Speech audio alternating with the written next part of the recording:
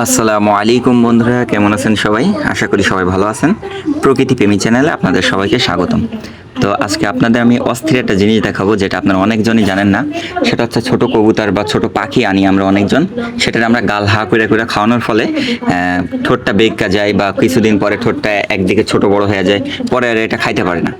তো দেখেন, আজকে আমি যে জিনিসগুলো লাগবে সেটা হচ্ছে একটা রাবার, একটা কেচি, আর আমাদের লাগবে হচ্ছে যে দোকানে একটা সিরিঞ্জ যেগুলো বিক্রি হয়। এই সিরিঞ্জ আপনাদের যত বড় সিরিঞ্জ হবে অত বেশি ভালো হবে। এটা আপনার উপর ডিপেন্ডস করে আপনি কতটুকু সিরিঞ্জের বানাইতে চান। এই কয়টা জিনিস হয়ে আপনি বানাইতে পারবেন হচ্ছে খাওয়ানোর একটা যন্ত্র। মানে আপনার কোনো ক্ষতি হবে না, কবুতরের গলায় কোনো ব্যথা হবে না, ঠোঁট বেঁকবে না, এবং খুব ইজিভাবে খাওয়াইতে পারবেন। তো এই যে সিরিঞ্জের মাথায় যে একটা লম্বা করে পাইপের মতো থাকে শক্ত, ওইটাকে আপনার ভেঙে ফেলতে হবে। ওইটা ভাঙার পরে কেচি দিয়ে ওর ভিতরে আমি ঘুরিয়ে ঘুরিয়ে ছিদ্রটা বড় করে নিব। তা না হলে অনেক সময় আমরা যে ফিডটা খাওয়াই বা যে খাবারটা গুলাই, আমরা যখন টান দেই তখন এটা বাজ্যা যায়, আসতে চায় না। তখন এটা বাজ্যা যায় আর গালের ভিতরে দেওয়ার পরে চাপ দেওয়ার ফলেও যাইতে চায় না। এই জন্য এটাকে বড় করে নিব। দেখেন কত বড় হয়ে গেছে। এটা কিন্তু আমি বড় করে নিয়েছি যাতে খাবারগুলা না বাদে। তো এই যে এখন আমার কাজ, এই যে আমার রাবারের নলটা আছে, আপনারা যে কোনো রাবার ব্যবহার করতে পারেন। আমি কিন্তু এখানে ব্যবহার করতেছি স্যালাইনের নল। আপনারা যে বাজারে যে স্যালাইনগুলো বিক্রি হয়, যেগুলা ডাক্তারের ফার্মেসিতে যে শরীরে স্যালাইন দেয়, এই স্যালাইনের শেষ একটুখানি আগে, সুইয়ের আগে দেখবেন এই স্যালাইনের নলের আগে নরম অংশটা থাকে। তো আপনারা এই নরম অংশটারে নেবেন। এগুলা কিন্তু আবার দেশে পাওয়া যায়, যেগুলো পাখি মারার জন্য ব্যবহার করা হয় ওগুলা। তো আমি এখানে টেনে এই সিরিঞ্জের ওপরের মাথায় যেটা, এটা কিন্তু লাগিয়ে দিয়েছি। দেখেন এই যে সিরিঞ্জের যে ওপরের বড় মাথা থাকে, আমি কিন্তু টেনে ওইটার মাথায় লাগিয়ে দিয়েছি। তো এটা কিন্তু একদম পরিপূর্ণ এটার সাথে সেট হয়ে গেছে। আর দেখেন কত নরম রাবার, যে এটা গলার ভিতরে দিলেও ব্যথা হবে না। এটা যদি চিবায়ও তো এটার কোনো বুঝতে পারবেন যে ওর মুখের ভিতরে কিছু গেছে। তো এটা যাতে টান দিয়া না খুলে আসে, এজন্য আমরা করবো হচ্ছে, আমরা সুতা, যে জামা কাপড় সেলাই করা সুতা, এটাতে পেঁচিয়ে পেঁচিয়ে ওটাতে গিট্টু মেরে দেবো, যাতে ওইটা কখনো সরে না আসে। তো দেখেন আমি যেভাবে পাকিয়ে নিছি, এবার আপনারা পাকিয়ে নেবেন বা যে কোনো সুতা ব্যবহার করতে পারেন। কেননা কাপড় বাঁধা মানে কাপড় সেলাই করা সুতাটা ব্যবহার করলে আপনার নলটা কাটার চান্স কম থাকে। অন্য কোনো সুতা দিলে টাইট করে বাঁধলে হয়তো কেটে যেতে পারে। তো দেখেন আমি যেভাবে পেঁচিয়ে দিছি, এই যেভাবে টাইট করে বেঁধে দিব, অনেকগুলো প্যাচ দিয়ে দিব যাতে টান লাগিয়ে কখনো ছুটে না আসে, এটা যেন আমি অনেক দিন ব্যবহার করতে পারি। তো দেখেন এটা আমি এখন এই যে গিট্টু মেরে দিছি। গিট্টু পড়তে চাইতেছে না, যেহেতু মাথা ছোট করে রাখছে এই জন্য গিট্টু পড়তেছে না, খুবই অসুবিধা হইতেছে। আরে ভেজাল, দেখছেন ছুটটা যায় বারবার। এই জন্য আপনি একটু বাড়ায় রাখবেন, আমি ছোট করে ফেলাইছি। আরে গিট্টুটা পড় না রে ভাই। আরেকটা দিব, আরেকটা দিলে টাইট হবে শক্ত করে। আপনারা এটা কেচি দিয়েও কেটে দিতে পারেন, বাট্টি মাথাটা, এবং অনেকজন পুড়িয়ে দিতেও পারেন। তো আমি কেটে পুড়িয়ে দেবো, যেহেতু অনেক লম্বা আছে। কেচিতেও ধার নাই, আহা গো কি জ্বালা। দেখেন কেচি দিয়ে কাটতাছেই না। তো এটা কাটাচ্ছে, আমি পুড়িয়ে দিব। দাঁড়ান আমি গ্যাস লাইট নিয়ে আসি, এটা পুড়িয়ে দিব। পুড়িয়ে দিলে আপনার মাথাটা ভাঁজ হয়ে যাবে, যেহেতু মাথাটা পরের বার খুলতেও আসবে না।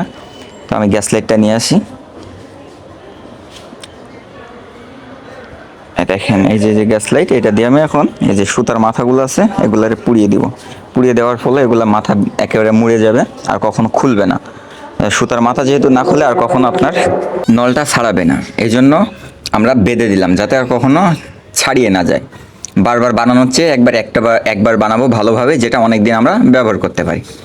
তো দেখেন আমাদের কিন্তু স্যালাইনের নল তৈরি হয়ে গেছে। এটার আমি এখন আপনাদেরকে এক্সাম্পল হিসেবে দেখাবো প্র্যাকটিক্যালি করে, যে কবুতরকে কিভাবে খাওয়াতে হয়। তো আমি যে কোনো সময় যখন কোনো কবুতর বা আমার পাখির বাচ্চাদের খাওয়াই, তখন কিন্তু আমি কোনো একটা কাপড় বিছিয়ে নিই, তার উপরে বসিয়ে কিন্তু খাওয়াই। আপনারা কিন্তু সবসময় যে কোনো একটা কাপড়, নরম কাপড় বিছিয়ে নেবেন, কটনের হতে পারে, সুতির হতে পারে, যে কোনো একটা কাপড় বিছিয়ে নিয়ে ওর উপরে বসায় খাওয়াবেন। এতে হয় কি, আপনার কবুতরটা পরিষ্কার থাকে বা পাখিটা পরিষ্কার থাকে।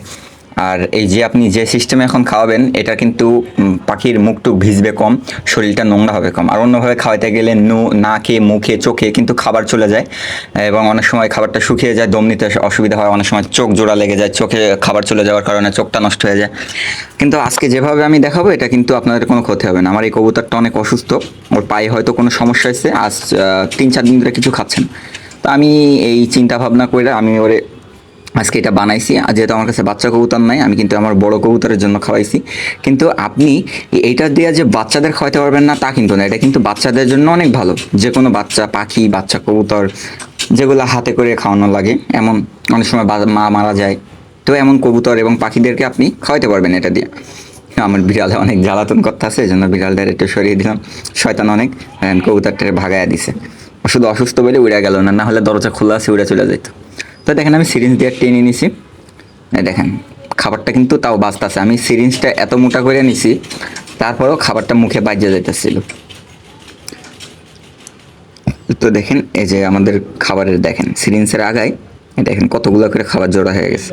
তো এটা কিন্তু ভালোভাবে গুলে নেবেন আপনারা, কিন্তু যে কোনো খাবার খাওয়ানোর আগে একদম ভেঙে গুঁড়ো গুঁড়ো করে নেবেন, তারপরে কিন্তু মিক্স করবেন একটু আটা আটা ভাব, তারপরে ওইটারে আপনারা সিরিঞ্জে টেনে খাওয়াবেন, না হলে মানে দানাদার বেজে যায়। আমারটা কিন্তু ভিজানো হয় না ভালোভাবে, যেন বেজে যাচ্ছে।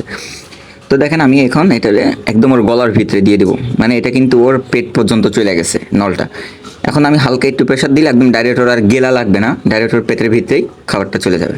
দেখেন এক ফোঁটাও খাবার কোনো ওয়েস্ট হয় নাই, নষ্ট হয় নাই, পুরোপূর্ণভাবে খাইতে পারছো, শরীরে পড়ে নাই, একটা কবুতরটা পরিষ্কার আছে। তো ওর কিন্তু চোখেও কোনো সমস্যা হয় নাই। আমরা অনেক সময় খাবার খাওয়াইতে গেলে কিন্তু বারবার চোখে লাগে, কিন্তু এই ক্ষেত্রে এখানে কোনো অসুবিধা হয় নাই। তো দেখেন আমি ওরা আর এখন সিরিঞ্জ খাইয়ে থুয়ে দেবো, কেননা বেশি খাওয়ালে যখন কোনো কবুতর বা পাখি অসুস্থ থাকে তখন আমরা মনে করি যে যত বেশি খাওয়াও অত বেশি সুস্থ হয়ে যাবে, এমনটা না। আপনি অল্প অল্প খাওয়ান, কিন্তু একটু পর পর, মানে আপনি এক সিরিঞ্জ খাওয়ান, আধা সিরিঞ্জ খাওয়ান, কিন্তু আধা ঘন্টা 1 ঘন্টা পর পর একটু পর পর খাওয়ানোর চেষ্টা করবেন, তাহলে আপনার ওই কবুতর বা পাখিটা বেঁচে যাওয়ার চান্স বেড়ে যায়। কেননা একসাথে অনেকগুলো খাওয়াইলে ওদের এমনি অসুস্থ, তাতে আবার হজম শক্তি অত ভালো কাজ করে না। এই জন্য অল্প অল্প করে খাওয়াইলে ওর হজম প্রক্রিয়াটাও নর্মাল হতে থাকে, আস্তে আস্তে ওর শরীরে এনার্জি আসতে থাকে আর আস্তে আস্তে সুস্থ হতে থাকে। তো দেখেন যদি ওর গায়ে কিছু লাগছে অল্প একটু, আমি এটা মুছে দিব, কেননা এই রাখলে এটা শুকিয়ে যায়, পরে এটা শক্ত হয়ে যাবে। তো আপনার খাওয়ানোর সাথে সাথে লেগে থাকলে মুছে দেবেন। তো আমি এই কবুতরটা রেখে দিই, যেহেতু ওর খাওয়ানো হয়ে গেছে, নাহলে বিড়ালটা ওরা তাড়া দিব। তো দেখেন আমাদের যে সিরিঞ্জ বানানো হয়েছে, এটা আপনাদের আমি দেখাই। দেখেন জিনিসটা কত ইজিভাবে একটা জিনিস, এটা মানে এত নরম, মানে কবুতরের কোনো ক্ষতিই হবে না। আপনি মনে করবেন যে কবুতরের গলায় ব্যথা পাবে বা এমন কিচ্ছু না, একদম নরম তুলতুলা, এটা গলার ভিতরে দিয়ে খাইয়ে দেবেন, কোনো অসুবিধা হবে না। তো আজকের মতো ভিডিও এতটুকুই, সবাই ভালো থাকবেন।